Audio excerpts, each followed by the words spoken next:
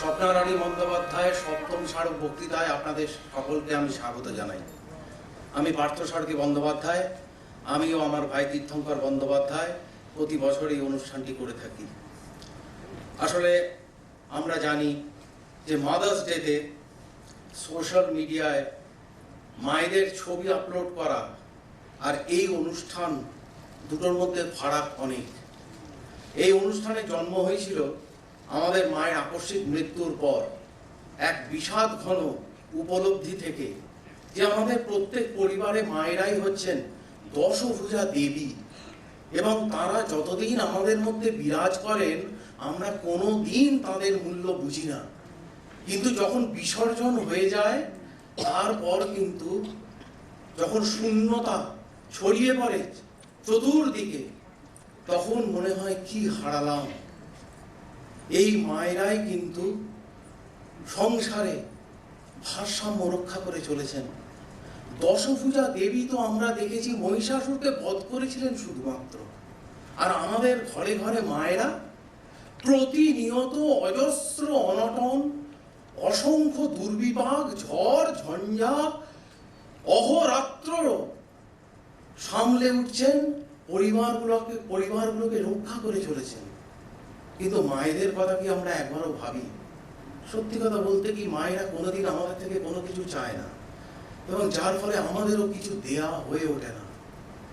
যখন উপলব্ধিটা হয় তখন সব শেষ হয়ে গিয়েছে।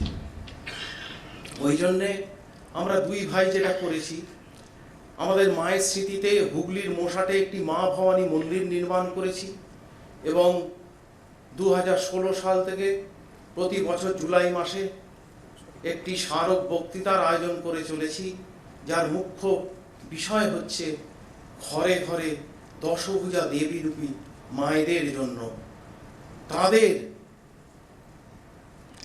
তাদেরকে কোনোভাবেই আমরা সম্মান দিয়ে পরিপূর্ণ করতে পারবো না। তারা সমস্ত যোদ্ধার থেকেও বড়। তবু এইটুকু অন্তত আমাদের প্রত্যেক মায়ের কাছে প্রণাম, এবং আমরা প্রতিনিয়ত এই অনুষ্ঠানের মাধ্যমে প্রত্যেক মাকে আমাদের শ্রদ্ধা জানাই।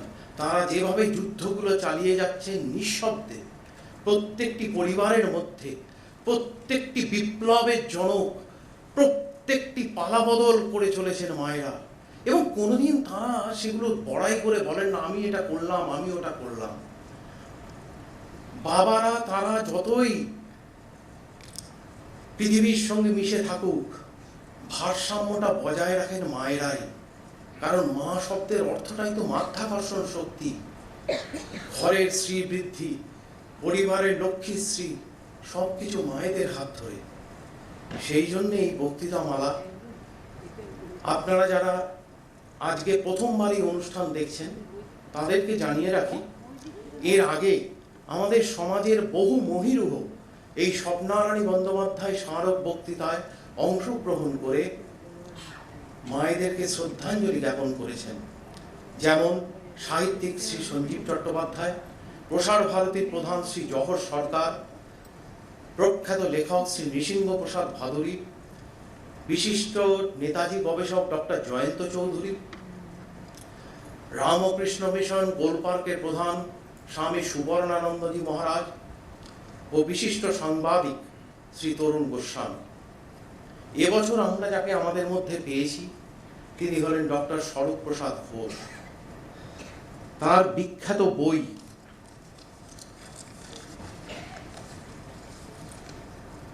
The Vivekananda Doctrine and the New Dimensions in the Study of Ethics in the Corporate Culture of Modern India একটি দৃষ্টান্তমূলক বই। এছাড়াও স্বামী বিবেকানন্দের উপর ওনার গবেষণা বিস্তর। উনি এই মুহূর্তে Maulana Abul Kalam Azad institute of Asian স্টাডিজের ডাইরেক্টর। আমরা ওনাকে আমাদের মধ্যে পেয়ে আমরা ভীষণভাবে গর্বিত। আমি ওনাকে আহ্বান জানাচ্ছি স্টেজে আসার জন্য। আমাদের মধ্যে আজকে উপস্থিত আছেন মুখ্য অতিথি রূপে শ্রী অলোক রায়চৌধুরী। উনি বিশিষ্ট সঙ্গীতজ্ঞ, বহু পুরস্কারে ভূষিত। আমরা বিশেষভাবে ওনাকে আমাদের পাশে চাই। এবং আরেকজন মানুষ যার সান্নিধ্য ছাড়া এই পবিত্র স্থানে এই মহতী অনুষ্ঠান কোনোদিন সম্ভবপর নয়, তিনি হচ্ছেন স্বামী জ্ঞানালোকানন্দজি মহারাজ। ওনার কাছে যতবার এসেছি উনি ততবার সস্নেহে বলেছেন, হ্যাঁ হ্যাঁ, মাকে নিয়ে অনুষ্ঠান, কোনো সমস্যা নেই, আপনি খালি ডেটটা ঠিক করুন। আমি বললাম, উনি বাইরে যাবার কথা ছিল ওনার, আমি বললাম আপনি না থাকলে আমি অনুষ্ঠান করব না, আপনি থাকবেন, আপনি সভাপতিত্ব করবেন, তবে আমি এই অনুষ্ঠান করব। এই পবিত্র স্থানে ওনাকে ছাড়া আমি কিছু করার কথা ভাবতেও পারি না। সেই জন্যে আমরা আজকের এই অনুষ্ঠান সপ্তম বক্তৃতামালা এবার শুরু করব। তার আগে স্বরূপবাবু এসে গেছেন, উনি আসছেন 2 মিনিটের মধ্যে। ততক্ষণে আমি আমার বন্ধুবৎ শ্রী রঞ্জিতকে অনুরোধ করব আমাদের প্রধান মুখ্য অতিথি শ্রী অলোক রায়চৌধুরী মহাশয়কে পুষ্পস্তবক দিয়ে বরণ করে নিতে এবং স্মারক উপহার দিতে।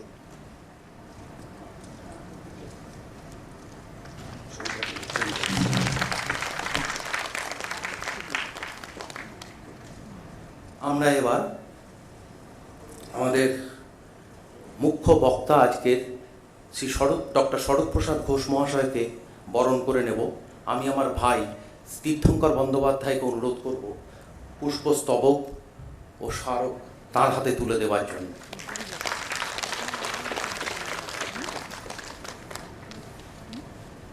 আমি আমার বন্ধুবর রঞ্জিতকে অনুরোধ করব স্বামী জ্ঞানালোকানন্দজি মহারাজের হাতে আমাদের স্মারক এবং পুষ্পস্তবক তুলে দেওয়ার জন্য।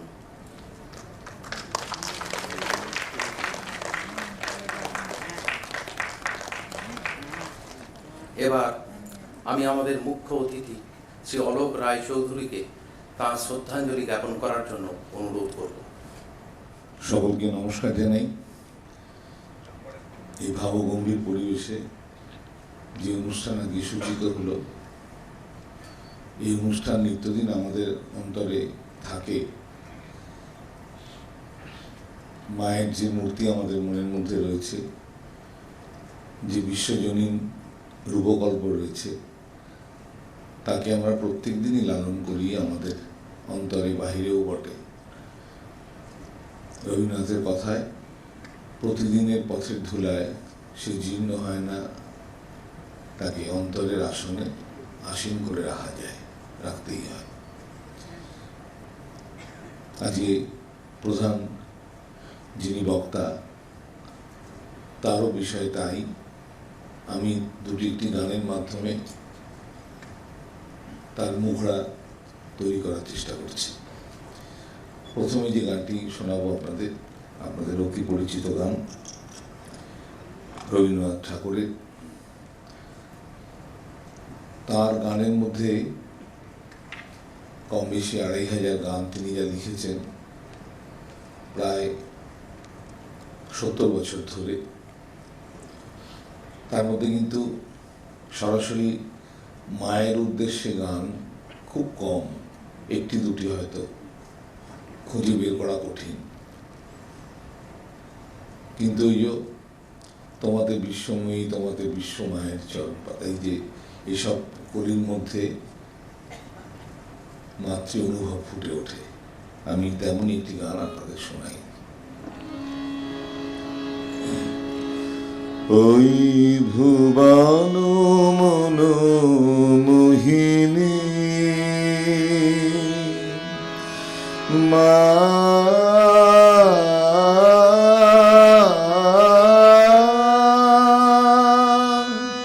ভুবন মন মোহিনী, ওই নির্মল সূর্য কর জল ধরণী, জনক জননী জননী, ওই ভুবন মন মোহিনী,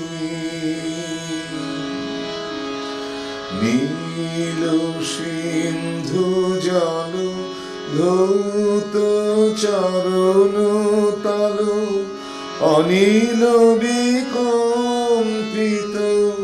শ্যামল অঞ্চল অম্বর চুম্বিত ভানু হিমাচল শুভ্র তুষার কিরীটিনী ওই ভুবন মনোমোহিনী।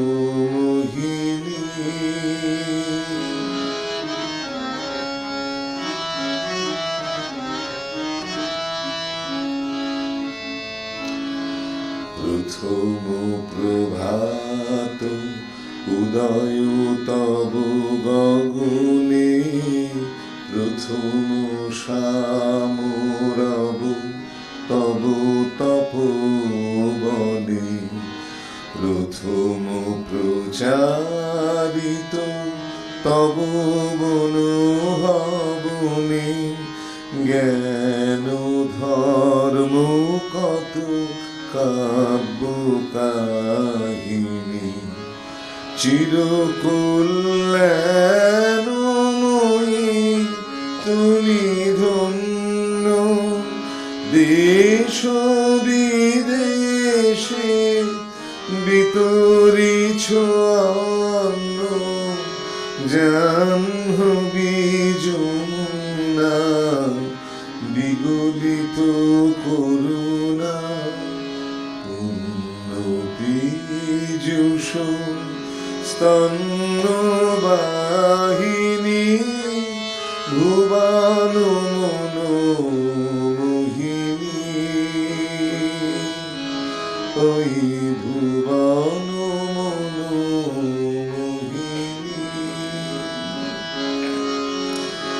মা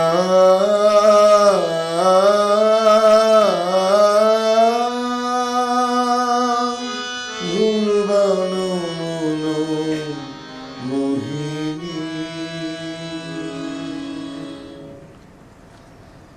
রবীন্দ্রনাথ যেখানে বিশ্বমাতার কথা বলেছেন, আমাদের রজনীকান্ত সেন সেখানে ভারত মাতার কথা বলেছেন। এবং রজনীকান্ত সেনের মাত্র মধ্য 30-এ তার চলে যাওয়া, স্বয়ং রবীন্দ্রনাথের আশীর্বাদ তিনি পেয়েছিলেন। রবীন্দ্রনাথ বলেছিলেন যখন নীলরতন সরকার হাসপাতালে তিনি ভর্তি, রবীন্দ্রনাথ দেখতে গিয়েছিলেন তাকে, কথা বলতে পারছেন না কান্ত কবি। রবীন্দ্রনাথ লিখছেন যে কণ্ঠের স্বর বসিয়া গিয়াছে কিন্তু চক্ষের উজ্জ্বলতা এক বর্ণ কমে নাই। সেই মানুষটি রজনীকান্ত সেন, তার সারা জীবনের সাধনা কিন্তু ঘরের মা, দেশের মায়ের সাধনা। তার সদস্যতার গানে, তার ঈশ্বরের প্রতি নিবেদনের গানে বারবার ফিরে এসছেন মা, এবং সেই পরম মমতাময়ী মায়ের একটি গান, এটি আমার দ্বিতীয় গান।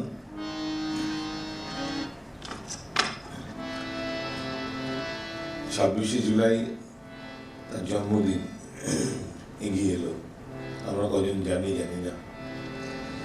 মায়ের দেয়া মোটা কাপড় মাথায় তুলে নে রে ভাই, মায়ের দেওয়া মোটা কাপড় মাথায় তুলে নে রে ভাই। দিন দুঃখিনী মা যে তোদের তার বেশি আর সাধ্য নাই, দিন দুঃখিনী মা যে তোদের তার বেশি আর সাধ্য নাই। মায়ের দেওয়া মোটা কাপড় মাথায় তুলে নে রে ভাই, ওই মোটা সুতোর সঙ্গে মায়ের অপার স্নেহ দেখতে পাই। আমরা এমনি পাষাণ তাই ফেলে ওই, এমনি পাষাণ তাই ফেলে ওই পরের দরে ভিক্ষা চাই। মায়ের দেওয়া মোটা কাপড় মাথায় তুলে নে রে ভাই, ওই দুঃখিনী মায়ের ঘরে তোদের সবার প্রচুর অন্ন নাই, তবু তাই বেঁচে কাঁচ সাবান মোজা, তাই বেঁচে কাঁচ সাবান মোজা কিনে করলি ঘর বোঝাই। মায়ের দেওয়া মোটা কাপড় মাথায় তুলে নে রে ভাই। আয় রে আমরা মায়ের নামে এই প্রতিজ্ঞা করব ভাই, পরের জিনিস কিনব না, পরের জিনিস কিনব না, যদি মায়ের ঘরের জিনিস পাই। মায়ের দেওয়া মোটা কাপড় মাথায় তুলে নে রে ভাই, মায়ের দেওয়া মোটা কাপড় মাথায় তুলে নে রে ভাই।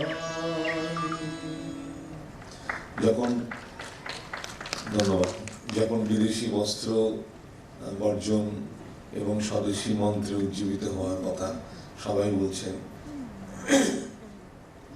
তখন গৃহকোণে বসে কিন্তু অসুস্থ শরীরে রজনীকান্ত সেন এই গান রচনা করেছেন। প্রথমে গাইলাম বিশ্বমাতার গান, তারপরে দেশমাতৃকা আমার শেষ গান। এই গানের রচয়িতা প্রণব রায় এবং সুরকার ও গায়ক সুধীরলাল চক্রবর্তী।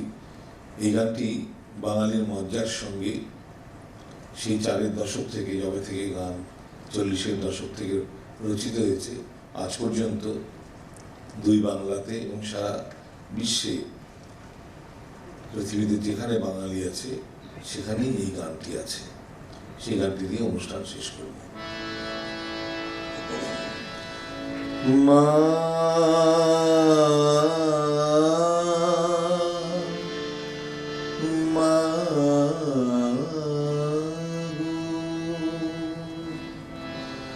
মধুর আমার মায়ের হাসি, চাঁদের মুখে ঝরে,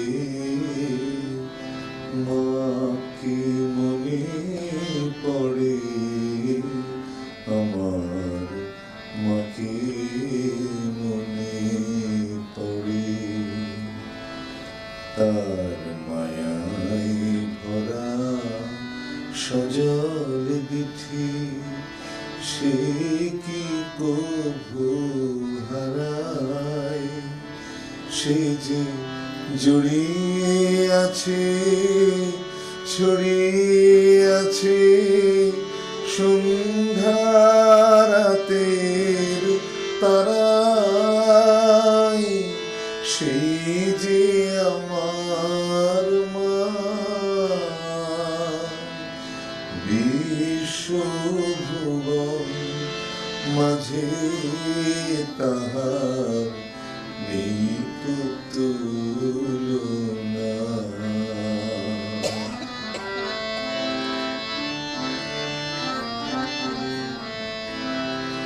তার ললাটে সিঁদুর দিয়ে ভোরের রবি ওঠে, আলতা পরা পায়ের ছোঁয়ায় রক্ত কমল ফোটে। তার ললাটে সিঁদুর দিয়ে ভোরের রবি ওঠে, আলতা পরা পায়ের ছোঁয়ায় রক্ত কমল ফোটে। প্রদীপ ধরে মরশিয়ারে কে জেগে রায় দুঃখের ঘরে, সেই যে আমার মা, সেই যে আমার মা। বিশ্বভুবন মাঝে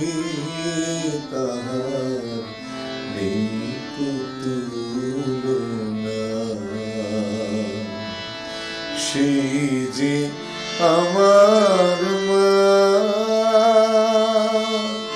সেই যে আমার মা, মধুর আমার মায়ের হাসি, মধুর আমার মায়ের হাসি, চাঁদের মুখে ঝরে, মাকে মনে পড়ে আমার, মাকে মনে পড়ে।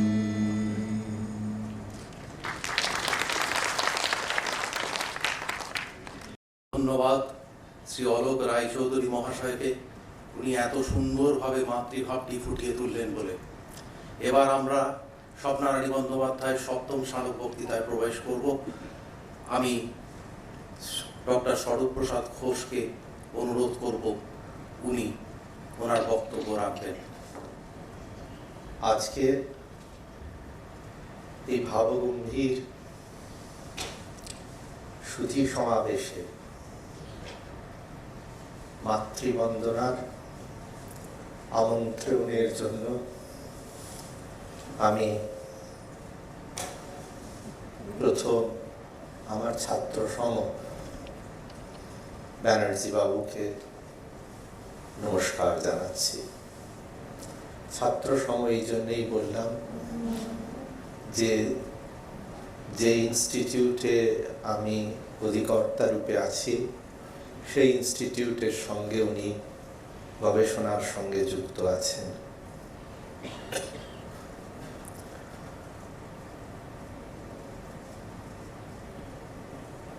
আজকের এই অনুষ্ঠান যে প্রেক্ষাগৃহে হচ্ছে, স্বামীজির এই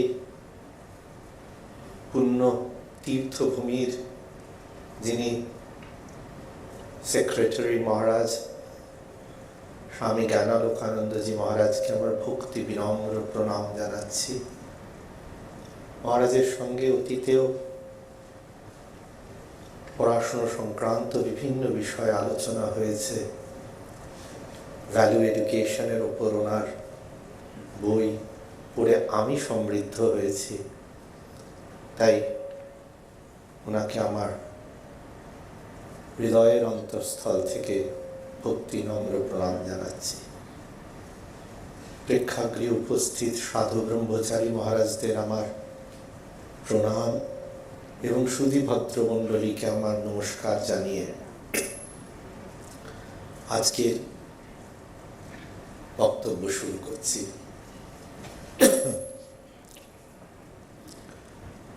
বক্তব্যের প্রাণ কেন্দ্রে রয়েছেন মা।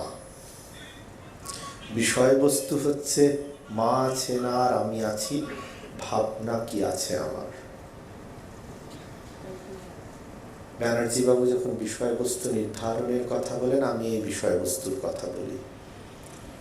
কারণ যখন ছাত্র অবস্থায় নরেন্দ্রপুর রামকৃষ্ণ মিশনে পড়াশুনো করতাম, তখন এই গানটা রাম মহারাজের কাছে শিখেছিলাম এবং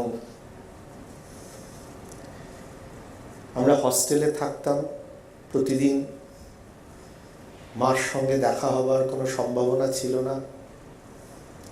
সেই ছোট বয়সে 10 বছর বয়সে মাকে ছেড়ে থাকার ভীষণ কষ্ট। আর এই গানটার মধ্যে দিয়ে যেন সেই বয়সে মাকে অনুভব করার চেষ্টা করতাম। তাই ব্যানার্জি বাবু যখন আজকের বিষয়বস্তুর টাইটেল জিজ্ঞেস করেছিলেন, তখন ওই ছোটবেলার এই গানটির কথা মনে পড়েছিল, রাম মহারাজের কাছে শেখা, নরেন্দ্রপুর রামকৃষ্ণ মিশনের ছাত্র অবস্থায়।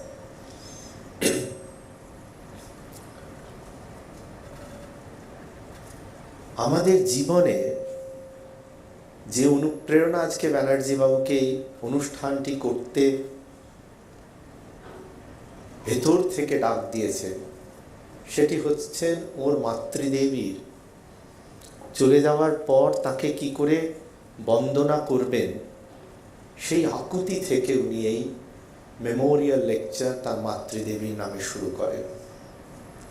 উনি যখন এই আমন্ত্রণ জানিয়েছেন তখন ওনার এই বক্তব্যের মধ্যে আমি নিজের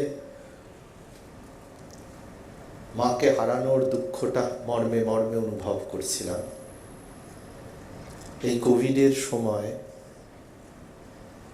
1.5 বছর আগে একেবারেই সুস্থ অবস্থায় আমি অফিসে এসেছি, বাবা ফোন করলেন মা অসুস্থ বোধ করছেন। ফিরে গেলাম, ডাক্তার ডাকতে বাবা বললেন, ডাক্তার ডাকা হলো। মাকে বললাম কি করতে পারি বলো। মা বলল ফল আনতে। ফল আনতে গেছি, বাবা খবর দিলেন মা চলে গেছেন।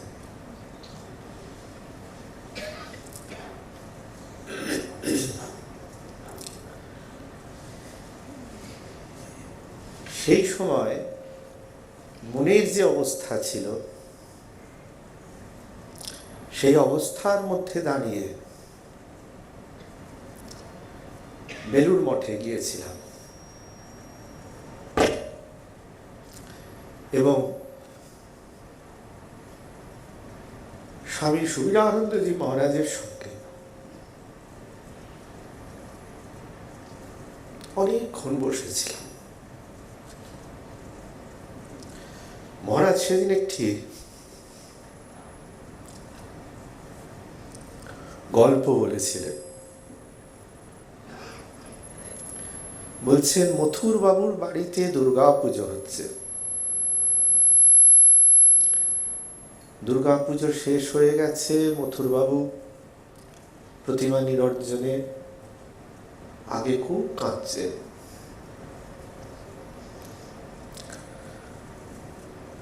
এবং বলছেন যে প্রতিমা আমি নিরঞ্জন দিতে পারবো না।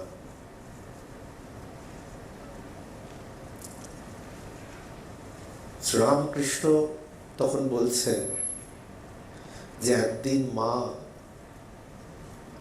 তোর দালানে বসে পুজো নিচ্ছিলেন, এবার মা তোর হৃদ মন্দিরে বসে পুজো নেবে। মার কি বিসর্জন হয়। সেই সুবীরানন্দজি মহারাজের সেই গল্পটা থেকে যে ভাবটা এলো যে আমাদের কারোরই মা চলে যান না, আমরা সংসারেই থাকি আর সন্ন্যাসেই থাকি, মা ঘিরেই থাকেন।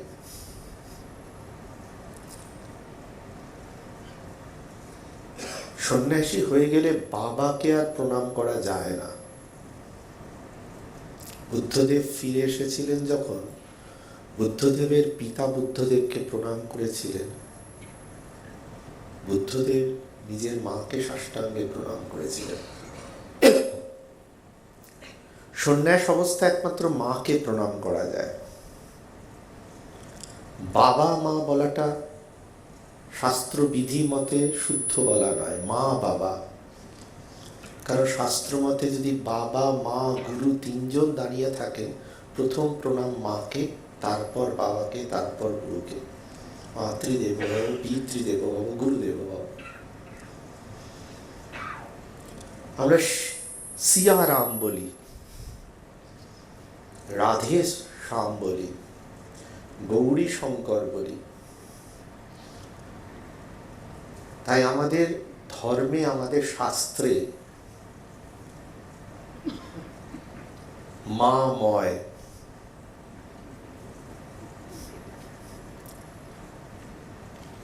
সন্ন্যাসী হতে গেলেও মাতৃ অনুমতির প্রয়োজন হয়।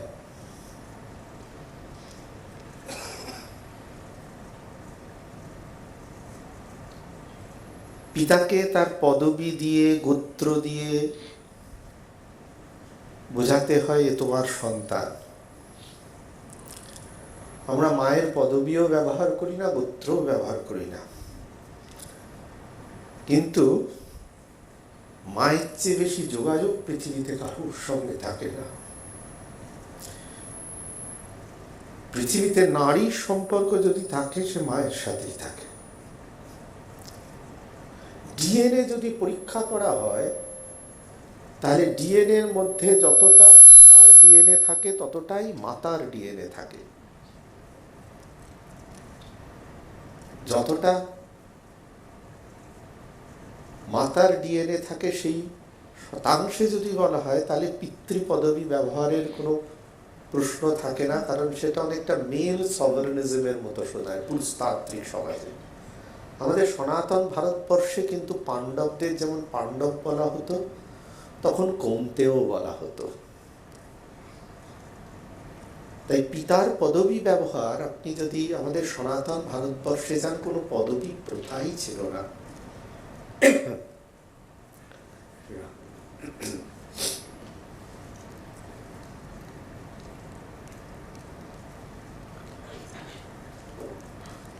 রামচন্দ্রের কি পদবী ছিল, শ্রীকৃষ্ণের কি পদবী ছিল, ভীম, অর্জুন, নকুল, সহদেব কারোরই কি পদবী ছিল? আমাদের যখন পূজা অর্চনায় যাই, আমাদের ঠাকুরমশাই গোত্র জিজ্ঞেস করে, পদবী ধরে পুজো হয় না।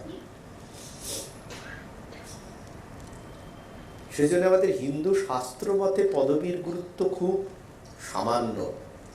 আর যে পদবীগুলি আমরা ব্যবহার করি পিতার পদবী হিসাবে, পদবীর ইতিহাস যদি আমরা আলোচনা করি, সেই পদবীর ইতিহাসে সেগুলি অত্যন্ত আমাদের সনাতন সংস্কৃতির যে দীর্ঘ ধারা তার সঙ্গে তুলনা করলে গুটি কয় বছরের। আমি যে ঘোষ পদবী ব্যবহার করি, যদি সেরকমভাবে দেখতে হয় তাহলে আমি যতটা ঘোষ ততটাই মিত্র। আমার মা তো মিত্র বাড়ির মেয়ে ছিলেন। আর এই ঘোষ পদবীও যদি ধরি, 1200 বছর আগে কনককুঞ্জ থেকে আসার সময় এই পদবীটিও ছিল না। কারণ আমরা পঞ্চ ব্রাহ্মণ পঞ্চ কায়স্থ যখন কনককুঞ্জ থেকে এসেছিলাম, বন্দ্যোপাধ্যায়, মুখোপাধ্যায়, চট্টোপাধ্যায়, গঙ্গোপাধ্যায়, ঘোষাল, ঘোষ, বোস, গুহ, মিত্র, দত্ত, সে তো এখানে এসে ঘোষ পদবী বঙ্গদেশে 1200 বছর আগে এসে হয়েছে। তার আগে তো আমাদের পদবী ছিল সৌর্যধ্বজ, বসুদের পদবী ছিল শ্রীবাস্তব, মিত্রদের পদবী ছিল মাথুর, ভাষা ছিল হিন্দি। রমেশচন্দ্র মজুমদারের বই স্পষ্ট লেখা আছে আমরা 1200 বছর আগে বঙ্গদেশে এসেছি আদিসুরের আমন্ত্রণে।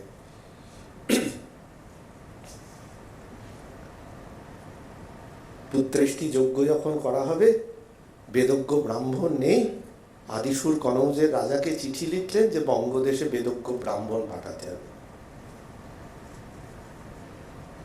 প্রথমে আদিসুরের এই আমন্ত্রণ কনৌজের রাজা গ্রহণ করলেন না, যে বঙ্গদেশে যে আচার আছে লোকাচার, সেই আচারে বেদ চর্চা করা খুব মুশকিল হবে, ব্রাহ্মণ পথভ্রষ্ট হবে। তারপর সন্ধি হলো যে পঞ্চ ব্রাহ্মণ আসবে। বেদগর্ভ সাবর্ণ, ইনি এলেন গাঙ্গুর গ্রামের উপাধ্যায় হলেন উপাধ্যায়, গাঙ্গুলিরা তাই সাবর্ণ গোত্র। যে ব্যানার্জি পরিবারের আমন্ত্রণে এখানে বলতে এসছি, সেই ব্যানার্জি পরিবারের আদি পুরুষ হচ্ছেন শাণ্ডিল্য গোত্রধারী, যিনি এসেছিলেন ভট্টনারায়ণ শাণ্ডিল্য। তিনি বন্দগ্রামের উপাধ্যায় হলেন, তাই বন্দ্যোপাধ্যায়, তারা শাণ্ডিল্য গোত্র। মুখুটি গ্রামের উপাধ্যায় মুখোপাধ্যায়, যিনি এসেছিলেন তিনি হচ্ছেন শ্রীহর্ষ ভরদ্বাজ, মুখুটি গ্রামের উপাধ্যায় হলেন মুখোপাধ্যায়। এরকম বন্দগ্রামের উপাধ্যায় বন্দ্যোপাধ্যায় শাণ্ডিল্য গোত্র, মুখুটি গ্রামের উপাধ্যায় মুখোপাধ্যায় ভরদ্বাজ গোত্র, গাঙ্গুর গ্রামের উপাধ্যায় গঙ্গোপাধ্যায় সাবর্ণ গোত্র, চাটুতি গ্রামের উপাধ্যায় চট্টোপাধ্যায় কাশ্যপ গোত্র, এবং ঘোষালরা হচ্ছে বাৎস গোত্রের পঞ্চ ব্রাহ্মণ এলেন। এটি বিস্তারে বললাম এই জন্যেই যে আমাদের শ্রী শ্রী মা ভরদ্বাজ গোত্রের এবং আমাদের ঠাকুর কিন্তু কাশ্যপ গোত্রের, একজন মুখোপাধ্যায় আরেকজন চট্টোপাধ্যায়। যখন এই পঞ্চ ব্রাহ্মণ এলেন, তাদের বলা হলো আপনারা তো পূজা অর্চনা করবেন, কিন্তু এই পূজা অর্চনাটা তো সমাজকে নিতে হবে, সমাজে কালের নিয়মে থাকতে হবে, এগুলি লিখে রাখতে হবে।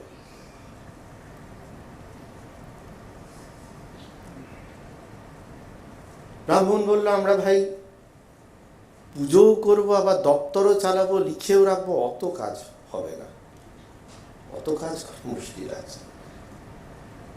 তখন প্রত্যেক ব্রাহ্মণের সঙ্গে একজন কায়স্থ এলেন, যারা ব্রাহ্মণের দপ্তর সামলাবে, অনেকটা stenographer cum officer of the Brahmins who came. এই 5 জন ব্রাহ্মণের সঙ্গে 5 জন এলেন। ঘোষ যদি তারা কায়স্থ হয়, তাদের একটি গোত্র হয় শৌকালীন গোত্র, বোস গৌতম গোত্র, মিত্র বিশ্বামিত্র গোত্র, গুহ কাশ্যপ গোত্র। দত্ত একাধিক গোত্র হয়। স্বামীজি দত্ত ছিলেন কাশ্যপ গোত্রে, ঠাকুর আর স্বামীজির গোত্র এক ছিল। স্বামীজিও কাশ্যপ গোত্রের কায়স্থ ছিলেন, ঠাকুর কাশ্যপ গোত্রের ব্রাহ্মণ ছিলেন, গোত্র এক ছিল।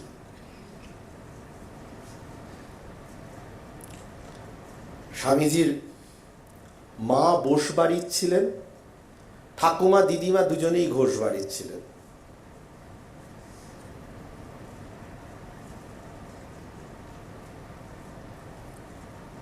রাজীব লোচন ঘোষের মেয়ে ছিলেন শ্যামসুন্দরী দেবী, যার বই মহারাজের এখানে আছে।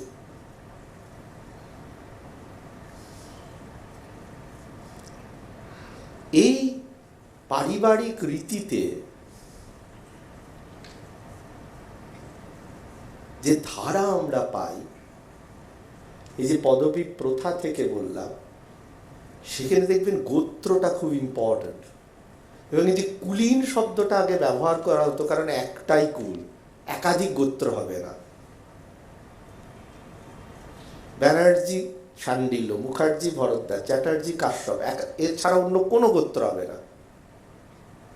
ঘোষ শৌকালীন, বোস গৌতম, মিত্র বিশ্বামিত্র, এছাড়া অন্য কোনো গোত্র হলে সেই বর্ণ হবে না। এই ধারাটা এসেছিল কেন? তারা জীবনের তৎকালীন জীবনে কতগুলো শুদ্ধতা অবলম্বন করত। আজকে যদি আমরা সেই শুদ্ধতাটা অবলম্বন না করি, তাহলে কি এই পদবীগুলোর আর গুরুত্ব আমাদের কাছে থাকে?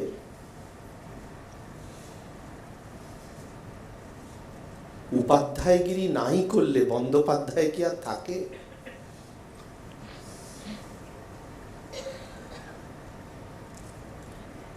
শাস্ত্রে আছে কুলীন হতে গেলে কি কি গুণ থাকতে হবে, সেই গুণগুলি যদি না থাকে, তাহলে কি কৌলীন্য থাকে শুধু পদবীর জোরে?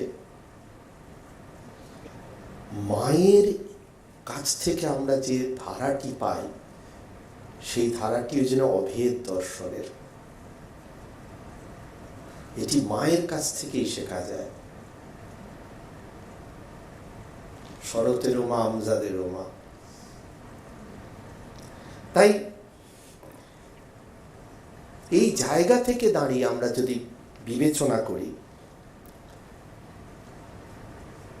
তাহলে যিনি গান গাইলেন দেখলেন, প্রথমে বিশ্বজননী, তারপর ভারত জননী, তারপর নিজ জননী।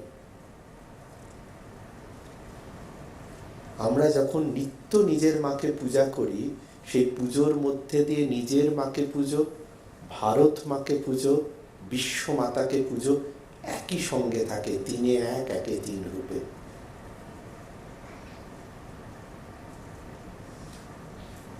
নিজের মায়ের সঙ্গেই বিশ্ব মাতার যোগকে খুঁজি। স্বামীজি শ্রী শ্রী পাঁকে বলতেন সুপ্রিম কোর্ট।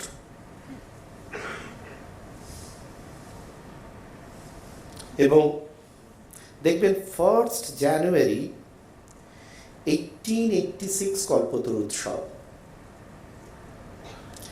16 অগস্ট 1886 রামকৃষ্ণদেব শরীর ছেড়ে দেন।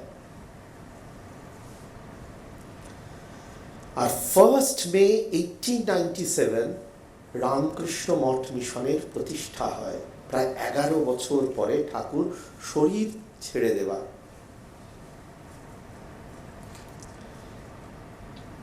5 বছর রামকৃষ্ণ মিশন প্রতিষ্ঠার পর স্বামীজি শরীর ছেড়ে দিলেন, রামকৃষ্ণ লোকে চলে গেলেন। এই শিশু সঙ্গটিকে তাহলে কে তৈরি করলো? সন্তানের মতো লালন পালন করে তাকে শৈশব কৈশোর পার করে যৌবনের শক্ত ভিতের ওপর দাঁড় করিয়ে দিয়ে গেলেন কে? শ্রী শ্রীমা। ঠাকুর তো চলে গেছিলেন দর্শন দিয়ে, স্বামীজি চলে গেলেন মঠ প্রতিষ্ঠা করে। কে তাকে লালন পালন করলো? এই যে স্বামীজির সুপ্রিম কোর্ট কথাটি প্রণিধানযোগ্য, মঠ পরিচালনায় তখন ভাবুন তো ব্রহ্মানন্দজি, শিবানন্দজি, এক একজন এক একটা স্টার ইন দ্য গ্যালাক্সি। তাদের মধ্যে যখন মতবিরোধ হচ্ছে, কার কথা তারা বারবার কার কাছে যাচ্ছে এবং নির্দ্বিধায় কার কথা মেনে নিচ্ছে? শ্রী শ্রীমা। ব্রহ্মানন্দজি শিবানন্দজির দুটো মত থাকছে, দুজনেই কার কাছে ছুটে যাচ্ছেন? মায়ের কাছে। মা যেটি বলছে দুজনেই মেনে নিচ্ছে। এই যে রামকৃষ্ণ সংঘকে আমরা যে রূপে আজকে দেখছি, গৃহীর আশ্রয়স্থল, ত্যাগীর সিদ্ধাসন, সেই সম্পূর্ণ বটবৃক্ষটা শ্রী শ্রী মা না থাকলে আমরা পেতামই না।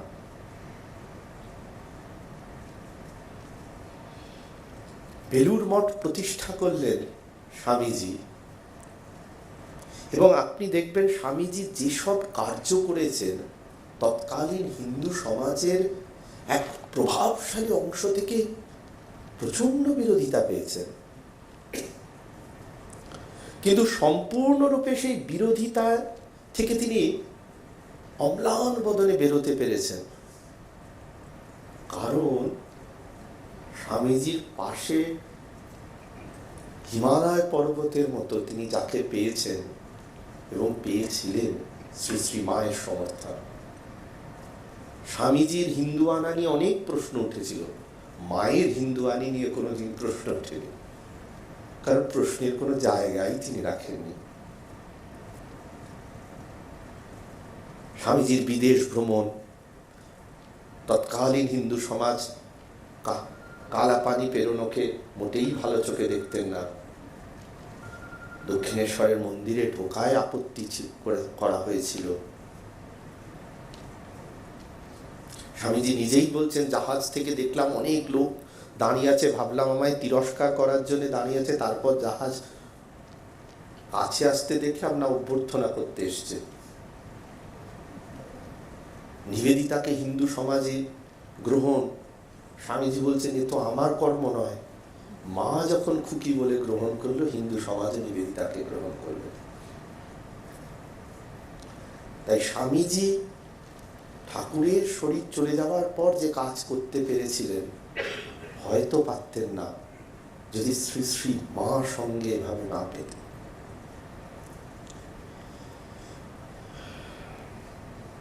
যোগীন মা গঙ্গার ধারে বসে আছেন আর দেখছেন একটি শিশু ভাসছে, তার গায়ে সমস্ত জন্মগত যে চিহ্নগুলো থাকে সেগুলি আছে। যোগীন মা ভাবছিলেন যে ঠাকুর এত ত্যাগী, মা তো সংসারী। আর ওই শিশুর দিকে যখন তাকিয়েছেন, তারপরে ঠাকুরকে দেখতে পাচ্ছেন। ঠাকুর বলছে গঙ্গায় শিশু ভাসছে, তাতে শিশুর গায়ে যেমন কিছু লাগে না, সেরকম সংসারে থাকলেও মায়ের গায়ে কিছু লাগে না, গঙ্গার মতো। আমাদের যে কোনো বাড়িতে মা বাড়িটাকে ঘর করেন, সবচেয়ে কম নেন সংসার থেকে, সবচেয়ে বেশি দেন। যে জায়গায় দাঁড়িয়ে মা কাজটি করেন, কোনো পুরস্কারের আশা না, কোনো ইনক্রিমেন্টের আশা না, কোনো স্বীকৃতির আশা না, সারা জীবন ধরে সমস্ত তিরস্কারের মধ্যে দাঁড়িয়ে, সমস্ত স্বীকৃতিহীনতার মধ্যে দাঁড়িয়ে, সমস্ত সংসারটাকে ত্যাগের মধ্যে দিয়ে ধরে থেকে তারা তাদের কাজের মধ্যে দিয়ে প্রমাণ করে দেন তারা কর্মযোগী।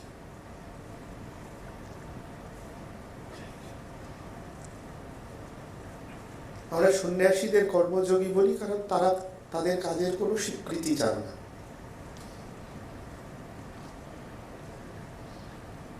তারা কাজের আনন্দে কাজ করেন, কাজের মধ্যে থেকে ঈশ্বরকে পেতে চান। আমাদের ঘরের মায়েরাও তাই করেন, কাজের মধ্যে দিয়ে তারা কোনো স্বীকৃতি পেতে চান, কোনো আকাঙ্ক্ষা থাকে না।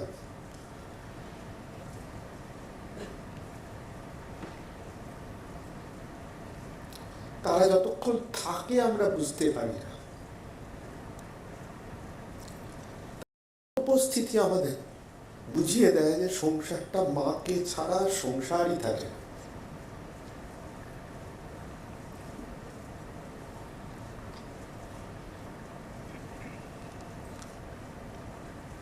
সমস্ত সনাতন ভারতের প্রতীক হিসাবে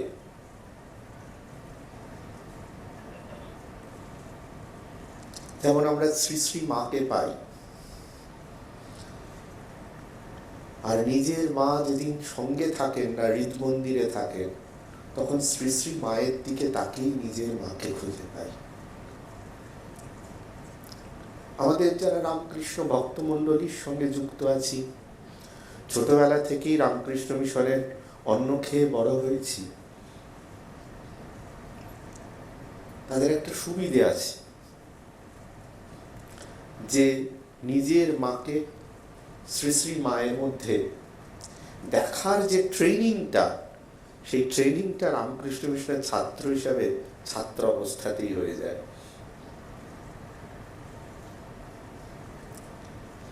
তাই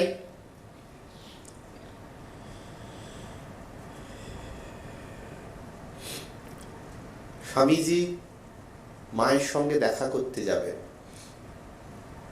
খুব গঙ্গা জল খাচ্ছেন।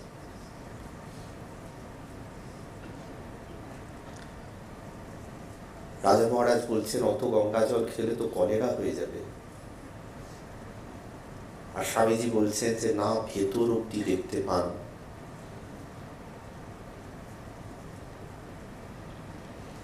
অন্তর থেকে শুদ্ধ হয়ে যেতে হবে।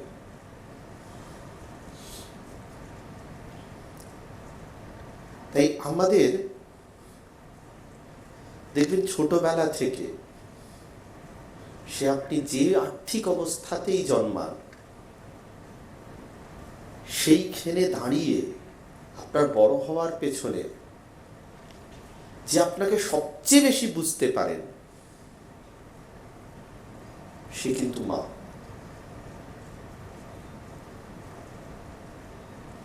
আপনি দেখবেন আপনি কিছু ভালো মন্দ যাই করে আসুন, আপনাকে দেখে পৃথিবীর আর যে যাই বুঝুক, মা ঠিকঠাক বুঝতে পারেন যে আপনি কখন ভালো কর্ম করে এসছেন আর কখন তত ভালো কর্ম করে আসেননি, সেটা মায়ের চেয়ে ভালো কেউ বুঝতে পারেন না। তাই বিজ্ঞানানন্দজি একবার প্রণাম করতে যাবেন, স্বামীজি বলছেন মাকে প্রণাম করে এসেছো? তো বিজ্ঞানানন্দজি বলছেন না। তো স্বামীজি বলছেন তাহলে মাকে প্রণাম করে এসো। তো বিজ্ঞানানন্দজি ভাবছেন যে আমি যাব, ঠিক করে একটা প্রণাম করবো, চলে আসবো। স্বামীজি গেছে পিছন পিছন, বিজ্ঞানানন্দজি গিয়ে দাঁড়িয়েছেন মায়ের সামনে, একটা প্রণাম করেছেন, চলে আসছেন। স্বামীজি বলছেন দাঁড়াও, ওভাবে কি প্রণাম করে? তারপর নিজে সাষ্টাঙ্গে প্রণাম করেছেন, এবং সাষ্টাঙ্গে প্রণাম করার পর বিজ্ঞানানন্দজিকে দেখাচ্ছে যে এভাবেই প্রণাম করতে হয় মাকে।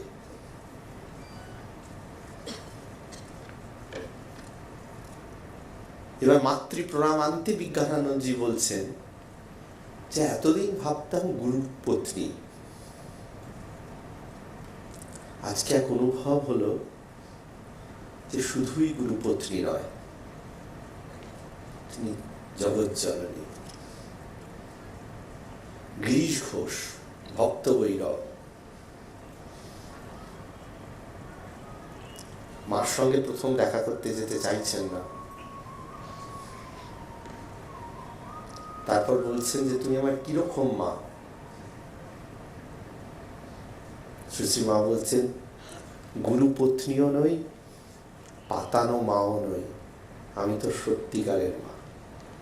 এবং প্রণামান্তে গিরিশ ঘোষ যখন উপর দিকে তাকাচ্ছেন, ঘোমটার আড়ালে মায়ের যে মুখটি দেখলেন, সে মুখটিতে তিনি নিজের মাকেই দেখতে পেলেন, যাকে তিনি বহুদিন আগে হারিয়েছিলেন। এই গল্পগুলোর মধ্যে বোধহয় আমি আর ব্যানার্জি বাবু কোথাও না কোথাও নিজের মাকে শ্রী শ্রী মায়ের মধ্যেই খুঁজে পাই।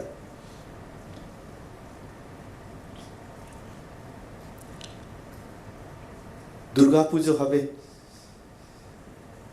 গিরিশচন্দ্র ঘোষ জমিদার বাড়ির ছেলে, তাদের বাড়িতে দুর্গাপুজো হয়,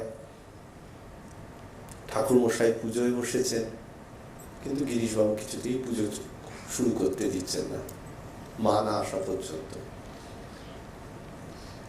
শরীর খারাপ ছিল সেদিন মায়ের, এলেন মা, তারপর পুজো শুরু হলো।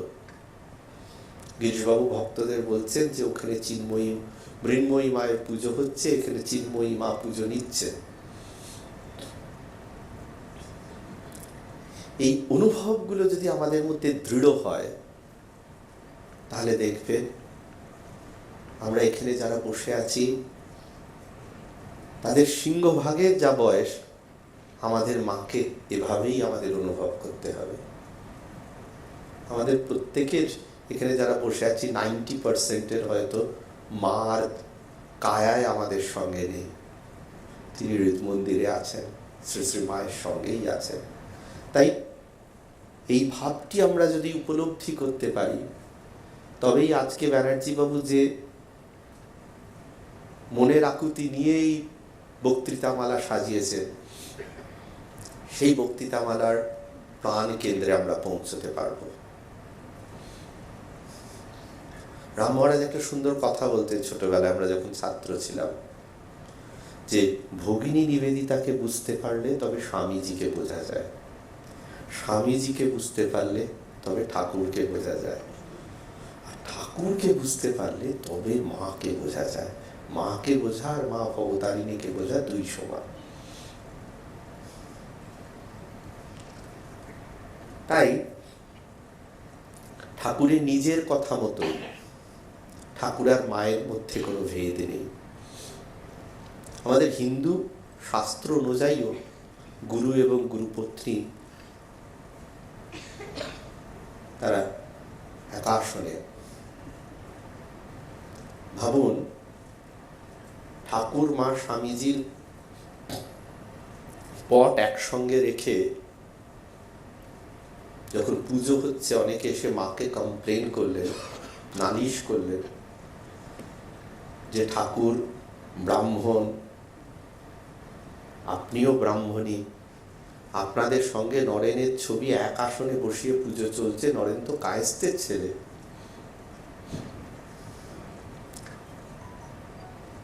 শ্রী শ্রী মা বিধান দিলেন যে বাবা একটু ভুল হয়ে গেছে, কাল থেকে এক কাজ করব, নরেনের ছবিটা আমার আর ঠাকুরের মাথার উপর বসিয়ে পুজো করব। ঠাকুর তো তাকে মাথায় করেই রাখতেন। এই যে পুত্রবৎ স্নেহ স্বামীজি পেয়েছিলেন, ঠাকুর চলে যাওয়ার পরেও মায়ের কাছ থেকে শিকাগোয় যাচ্ছেন, মা স্বামীজিকে শিকাগোয় ছাড়ছেন, তার তখনকার সংলাপগুলো পড়ে মনে হয় নিজের সবচেয়ে বড় ধন কাছ থেকে চলে যাচ্ছে। যে সঙ্গে যাচ্ছে বলছে স্বামীজির উপর নজর রেখো।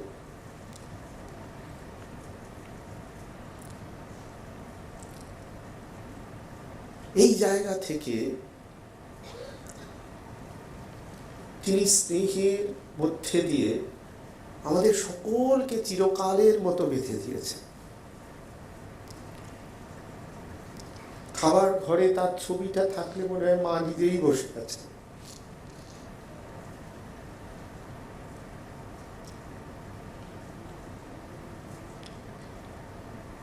এই চিত্রের মধ্যে দিয়ে নিজের যখন পড়তে বসবেন উপনিষদ, এই মনোভাবটা থাকলে দেখবেন উপনিষদ অনেক ভালো বুঝতে পারছেন। রবীন্দ্রনাথের গান দিয়ে শুরু হয়েছে। রবীন্দ্রনাথের একটা দুঃখ ছিল, অনেক অল্প বয়সে মাকে চলে যেতে হয়েছে, এবং সেই মাতৃস্নেহটা কোথায় তাকে তাড়িয়ে বেড়াতো। আজকে চলে যাওয়ার কথা নিয়ে হচ্ছে। ব্রজেন্দ্রলাল শীলকে রবীন্দ্রনাথ লিখছেন যে বাতাসে যেমন অক্সিজেন এবং নাইট্রোজেন একসঙ্গে মিলে থাকে, সেরকম আমার মনের মধ্যেও উপনিষদ ও বৈষ্ণব ধর্ম একসঙ্গে মিলে আছে। আপনার মন যদি সম্পূর্ণ শুদ্ধ না হয়, উপনিষদ বুঝতে পারবেন না। সংস্কৃত শব্দগুলো প্রত্যেকটির অর্থ আপনি যদি মনের মধ্যে মান, অহংকার, অর্থ, লোভ এই নিয়ে পড়ে, একরকম অর্থ এসে আপনাকে পীড়া দেবে। আর সম্পূর্ণ শুদ্ধতা নিয়ে পড়লে আরেক রকম অর্থ এসে আপনাকে স্পর্শ করবে।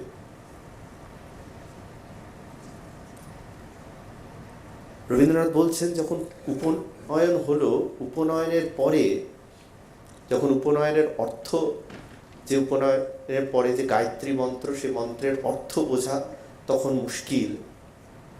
উপনয়ন হয়ে গেছে, ওম ভূর্ভুবস্সুঃ তৎসবিতুর্বরেণ্যং ভর্গো দেবস্য ধীমহি ধিয়ো ইয়ো নঃ প্রচোদয়াৎ, বুঝতে পারা যাচ্ছে না এই অর্থ। সেই মন্ত্রের যখন তার বোঝার বয়স হয়নি, তখন তিনি পিতার সঙ্গে গেছেন হিমালয়ে,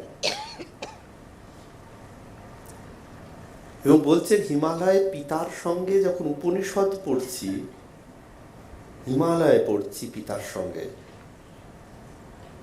জমিদার বাড়িতে না। ওই জন্য মন একটি স্তরে না গেলে উপনিষদ বোঝা যায় না। আর মাকে চিন্তন করে উপনিষদ পড়তে বসে বারবার দেখেছি উপনিষদ পড়াটা অনেক সহজ হয়। আপনার তখন উনি বলছেন যে আমার সবচেয়ে প্রিয় মন্ত্র হলো তেন তক্তেন ভুঞ্জিতা মা গৃহা কাশ্যে সাধনম, ত্যাগের মধ্যে দিয়ে ভোগ করা।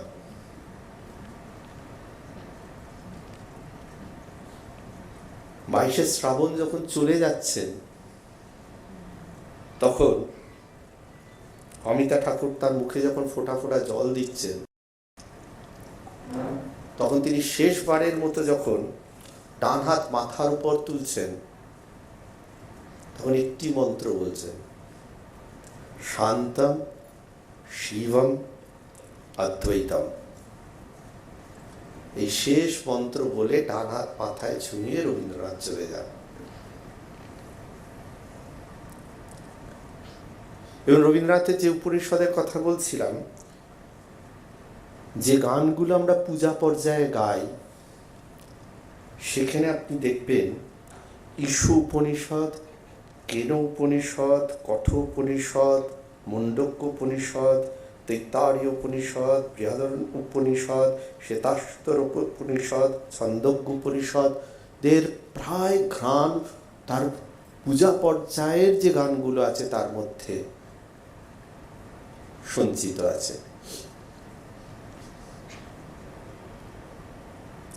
এবার আমাদের সমাজ সংসারে পাণ্ডিত্য প্রমাণের জায়গা কি না ভীষণ তর্কের মাধ্যমে আমাকে জিততে হবে, তবে পণ্ডিত প্রমাণিত হয়। মায়ের সঙ্গে আলোচনার পর স্বামীজি বলছেন যে আজকে এক উপলব্ধি হচ্ছে যে আমাদের দেশের নেতা কে। আমি দুজনের কথাই বলি, রবীন্দ্রনাথ এবং বিবেকানন্দ কি বলছেন। রবীন্দ্রনাথ বলছেন ইউরোপ অর্থের সাহায্যে সত্যযুগকে অস্বীকার করতে চাইছে, ভারতবর্ষের দুর্মতি যেন কোনোদিন না হয়। তারপর রবীন্দ্রনাথ কি বলছেন, আমাদের সমাজে কোনোদিন প্রাণ কেন্দ্রে ছিল না রাজনীতি বা অর্থনীতি। কি ছিল রবীন্দ্রনাথ বলছেন, ধর্ম আর সমাজ। এবার আসি বিবেকানন্দে। বিবেকানন্দ বলছেন আমাদের সমাজে নেতা কে। বলছেন মা দেখিয়ে দিলেন আমাদের সমাজের নেতা ঋষিরা। এবার বলছেন যে ঋষি কে। এই কথাটায় আসার আগে সুভাষচন্দ্র বোসের একটা কথা মনে পড়ে গেল। রামকৃষ্ণ মিশনের অত্যন্ত ঘনিষ্ঠ ছিলেন অমিয় কুমার মজুমদার। অমিয় কুমার মজুমদার তার একটি গ্রন্থে লিখছেন সুভাষচন্দ্র সম্পর্কে যে সুভাষচন্দ্র তার মাতাকে একটি চিঠি লিখছেন। চিঠিতে তিনি লিখছেন, অনেকে বলেন সুভাষচন্দ্র বসুর দাদা সুভাষচন্দ্র বোসের মেন্টর। আমার শুধু একটা কথা মনে পড়ে যায় যে মেন্টর দাদা না মাতা, কে মেন্টর, দাদা আগে না মা আগে। এবং মাকে সুভাষচন্দ্র বোস যে চিঠিগুলো লিখছেন সেই চিঠিগুলো কিন্তু স্পিরিচুয়াল সুভাষচন্দ্র বোস। সেখানে সুভাষচন্দ্র বোস কি লিখছেন, কাকে জ্ঞানী বলবো। সুভাষচন্দ্র বোস বলছেন যার পিছনে অনেক ডিগ্রি আছে, অমিয় মজুমদার লিখছেন, তাকে জ্ঞানী বলবো। সুভাষচন্দ্র বোস বলছেন না, কাকে জ্ঞানী বলবো। বলছেন যার ঈশ্বর কথা বলতে বলতে, ভাগবত কথা বলতে বলতে অশ্রু আসে, সে জ্ঞানী।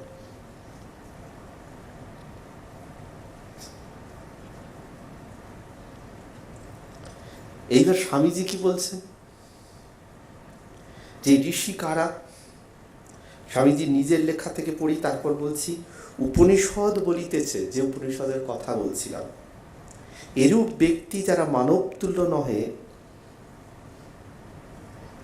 যারা তর্ক করেন তারা জ্ঞানের সেই তুল্য নয়। স্বামীজি বলছেন কারা ঋষি, তিনি বলছেন মন্ত্রদ্রষ্টা। দেবতা মন্ত্রের অধীন, মন্ত্র ব্রাহ্মণের অধীন। এই মন্ত্রদ্রষ্টা ঋষি স্বামীজি বলছেন। এবার ব্যাখ্যা করতে গিয়ে ঋষিত্ব কি, এবার বলছেন এই ঋষিত্বে যদি আমি স্থির হতে পারি তবেই মাতৃশক্তিকে বুঝতে পারব। মায়ের কি শক্তি, মার শক্তি। যে হৃদ মন্দিরে মাকে প্রতিষ্ঠা করলাম, হৃদ মন্দিরে মাকে প্রতিষ্ঠা করে বুঝবো কি করে তিনি হৃদ মন্দিরে আছে। এই ঋষিত্ব স্তরে না গেলে বোঝা যাবে না। আর এই ঋষিত্ব স্তর কি বলছেন, তোমাকে আমাকে আমাদের সকলকেই ঋষি হইতে হইবে, অগাধ আত্মবিশ্বাস সম্পন্ন হইতে হইবে। আমরাই সমগ্র জগতে শক্তি সঞ্চার করিব, এই শক্তি মাতৃরূপ। এইবার এই যে ঋষি এবং তো না হলে আত্মবিশ্বাস হবে না, সেলফ কনফিডেন্স। আপনি দেখবেন আমাদের বন্দে মাতরমে বলছে তং হি দুর্গা দশ প্রহরণ ধারিণী তং হি প্রাণ শরীরে। এইবার দেশমাতৃকাকে দুর্গার সঙ্গে কল্পনা করা হচ্ছে। এবার দুর্গাকে ব্যাখ্যা করতে গিয়ে পণ্ডিত কি বলছেন, যে মা হচ্ছেন সত্যগুণের প্রতীক, অসুর হচ্ছে এই তমগুণের প্রতীক, আর সিংহ হচ্ছে রজগুণের প্রতীক।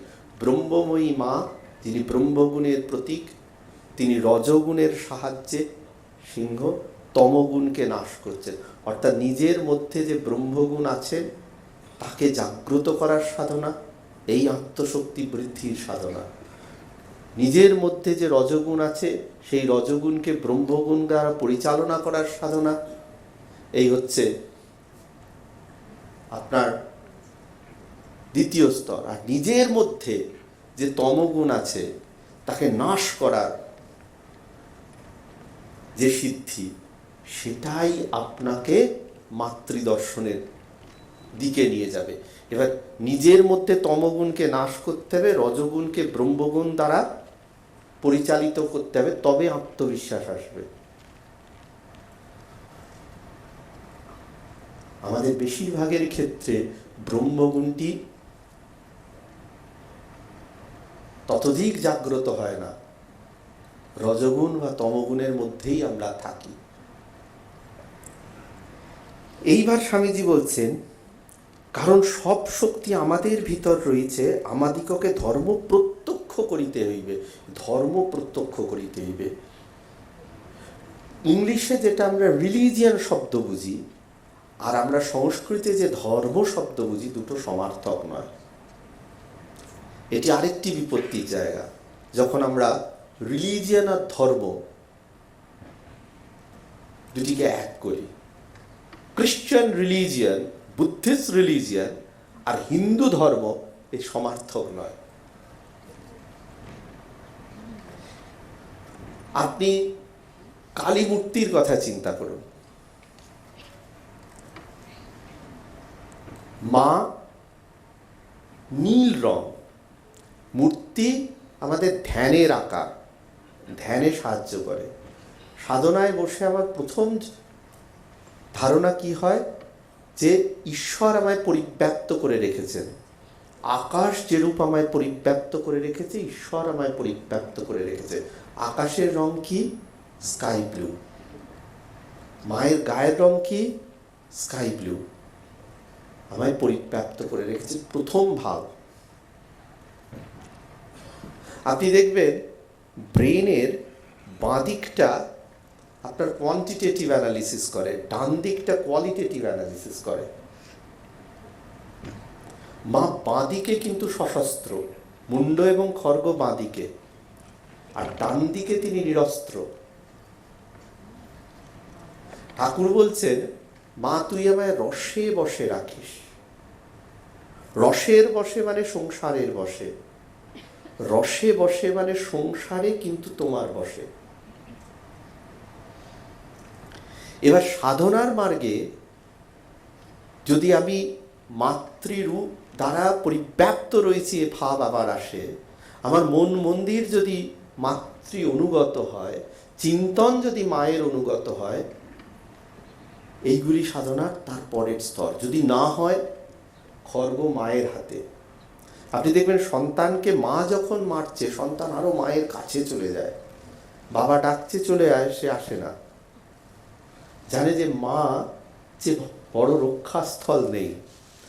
রামকৃষ্ণ দক্ষিণেশ্বরের মন্দিরে রানী রাসমণিকে চপেটাঘাত করে বলছেন, এখানে বসেও বিষয় চিন্তা। এই শাসনটা মায়ের হাতে দেওয়া। ঠাকুর চলে যেতে কি বলছেন, মা কালী তুমি আমায় ছেড়ে গেলে। এই রূপ মনোভাব হলে তারপরে কি ডান দিকে আশীর্বাদ। আশীর্বাদ প্রাপ্ত হলে কি আসছে? বড়া ভয়। দাঁড়িয়ে আছে কার ওপর? শিবের ওপর। শিব কিসের প্রতীক? চৈতন্য। চৈতন্য কার ওপর দাঁড়িয়ে আছে? শক্তির ওপর। চৈতন্যের ওপর শক্তি দাঁড়িয়ে আছে। চৈতন্যের ওপর শক্তি যদি দাঁড়িয়ে থাকে, তখন সেই শক্তি দিয়ে শুদ্ধ কর্ম হয়। না হলে সেই কর্ম শক্তি প্রদর্শন হয়। এই সমগ্র প্রক্রিয়ায় যদি আমি বিফল হই, তখন কি হবে? তখন বলছেন আপনার মধ্যে ভালোটা তো সকলে নিতে চাইবে, খারাপটা কে নেবে? তখন এই যে জিভটা বার করা, লজ্জা কাকে দেবে? মা ছাড়া লজ্জা আপনার কে নেবে? আপনার অসফলতা কে নেবে? এই সমগ্র মনোভাব হলে তবে আপনার ওই যে স্বামীজি যে শব্দটা ব্যবহার করছেন, মহাপুরুষত্ব, পুরুষকে আপনি যে মহাপুরুষে উত্তীর্ণ হবেন, এই দুটি ভাবকে, মাতৃভাবকে মা দুর্গার মধ্যে, মা কালীর মধ্যে যে ধ্যানস্থ আমরা দেখতে পাই, সেই দুটি ভাবকে আমরা যদি এক করি, তবে আমরা সেই মহাপুরুষত্বে স্থির হব। তাহলে এই কটি কথা বলেই আরেকটু বোধ হয় রাত হয়ে আসছে, তখন শেষ করতে বলা হচ্ছে, এখানে শেষ করছি। শেষ করার আগে মাতৃপদেই প্রণাম জানিয়ে, ভারত পদেই প্রণাম জানিয়ে, রত্ন ধান্য পুষ্পিতা অনন্ত হে সুখান্বিতা পুণ্য ভূরনন্দিতা সবাঙ্কনন্দিনীর্বা স্বপ্ন মে কলাস্মিতা সুভা তিলোত্তমা রূপ নিলয়া তুলনীয়া অমিত বৈভব রামা ধরণি রাঘবিং তং বরেণ্যম জন্মভূমি নামে মম ভারত ভূমি নামে মম জন্মভূমি নামে চন্দ্রাকতারাননাভিরামা প্রভাস্বরা ভাতি কুতস্বিদেবম নীলাভলগ্না তড়িদীপ্তি শিবম সপনা ভবতু সবিহম কুয়াত নীলাম ভলগ্না তড়িদীপ্তি শিবম সপনা ভবতু সবিহম কুয়াত রূপ নিলয়া তুলনীয়া অমিত বৈভব রামা ধরণি রাঘবিং তং বরেণ্যম জন্মভূমি নামে মম ভারত ভূমি নামে মম জন্মভূমি নামে।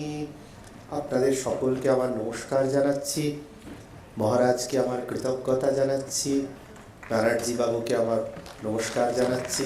আর আপনারা রাত হয়ে গেলেও অনেকক্ষণ বসে যে শুনেছেন, তার জন্যে আমার প্রণাম জানাচ্ছি। ব্যয় করে এই মাতৃবন্দনার অনুষ্ঠানে উপস্থিত থাকার জন্য নমস্কার, শুভরাত্রি।